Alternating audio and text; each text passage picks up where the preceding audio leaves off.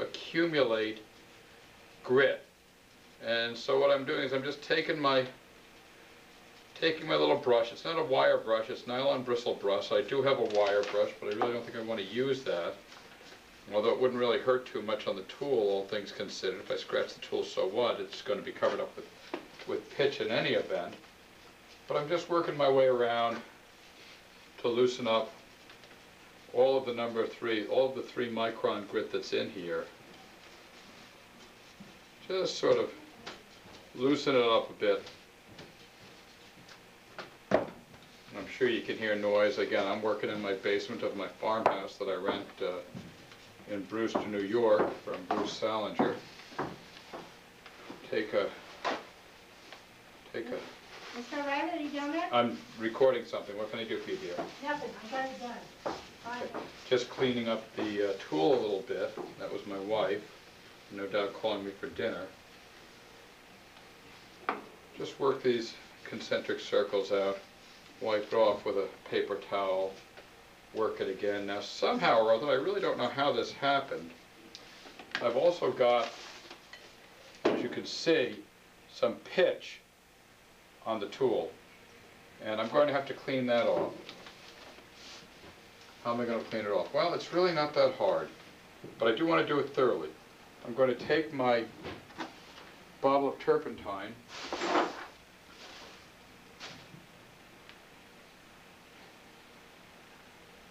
see if I can locate a screwdriver in my shop.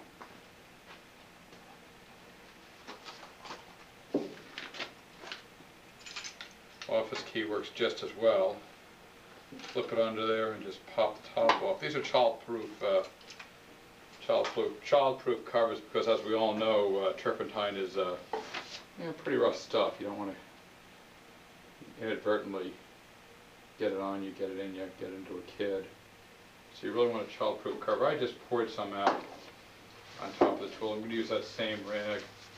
I'm going to rub on it a little bit. Now this Googles, Salt Black Googles, is here. See if I can get it, see if I can inspire it to come off. And it comes off. So it's just a moderate amount of light scrubbing. Again, I really don't care if it's here right now, but I personally just like to start with everything really, really clean.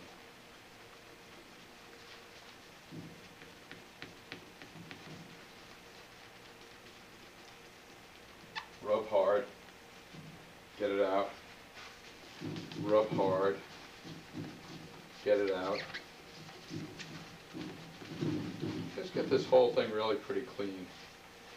Got the concentric circles on the top of the tool that I can see.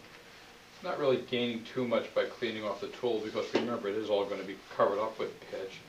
But I'm just the kind of guy that likes to have a really, really good clean surface to start with. Probably some personality disorder associated with that. The same reason I use what I consider to be a full-sized blank, and that is a blank with a ratio of thickness to diameter of 6 to 1, or rather diameter to thickness of 6 to 1. 12.5-inch blank is a little over 2 inches thick. And I get all the junk out of here, and I just scrub it pretty well. Pay attention to the edges, because you know there's no place better for grit to hide than in an edge chamfer. So you want to make sure that you get as much off as you can, get the thing as clean as you can. Remember, when the time comes that you're going to be disposing of this paper towel, don't put it in a closed container because there's a little something called spontaneous combustion. Same thing with the law journal that I'm using to cover the table with. When the time comes to dispose of that, I want to make sure that I'm careful and I was using the wire brush there for a minute. Probably the nylon's a little bit more effective. I want to make sure that I'm careful I don't put it in a closed container. Put it outside in the garbage, away from the house. Leave the garbage open, because you really don't want fires, even in your garbage pail. You just don't want surprises. The bottom of the tool is sometimes neglected. You want to clean that off also. You just don't want any stray grit lying around anywhere. You want to get it all off.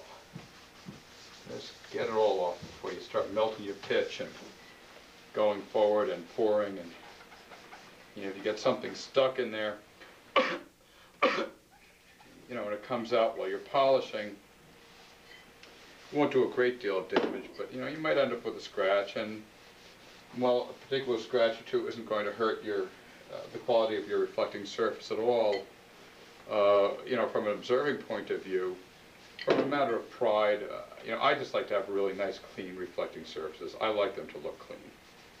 So here I am, I'm just going through and looking for anything I can find at all that I might be able to scrub out. And starting with the tool first. Little piece of grit in here. And then we go use the wire brush, just tap at it, get it out, rub it out. Different people have different ways of doing this. However, if you disagree, feel free to post a comment. But this is my video.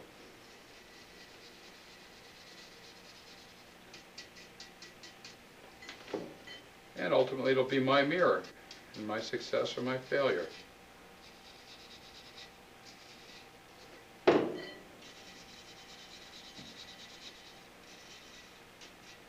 don't think it's going to be a failure.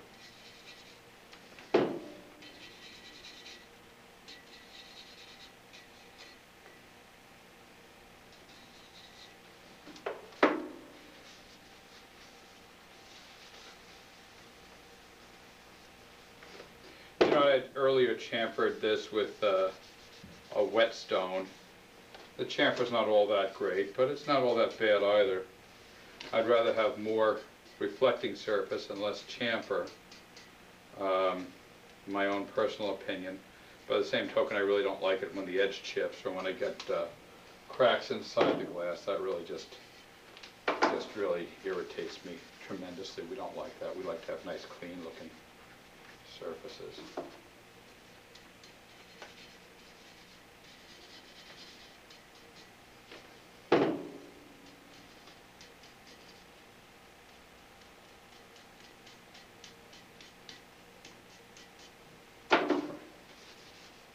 And there I'm back to where I started. And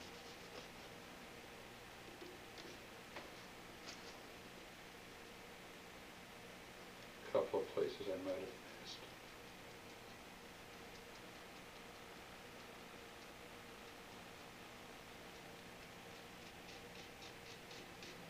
Some of you are sitting there fascinated by this. For others of you, this is probably somewhere along the lines of watching paint dry. As far as the excitement meter goes. But for me, it's what I do. It's my hobby. Place this aside. Now I've got the sacred glass. 20-some pounds of 12.5-inch tempered, it's fairly old blank. Might have been Edmund Scientific. I don't know who it was bought from or who cast it. Sort of its parentage is questionable to me. It's pretty well ground out. It's got some problems. Take my nylon brush. Got a couple of minor chips around the edges, but really nothing that's going to affect the image quality.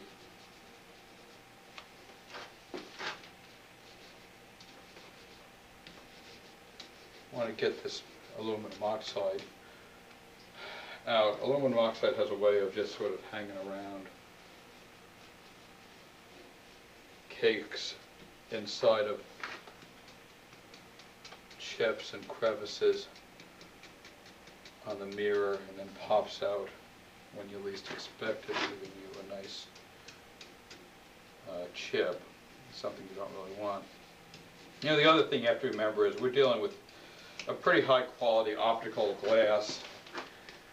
It's not all that fragile, it's well annealed, and you're not going to scratch it, you know, if you use a wire brush. I'm using a nylon brush, but You know, it takes a lot to scratch this stuff, as you know, when you start thinking about, you know, how you got here and how many hours of elbow grease it took to put a really minor curve in this piece of glass.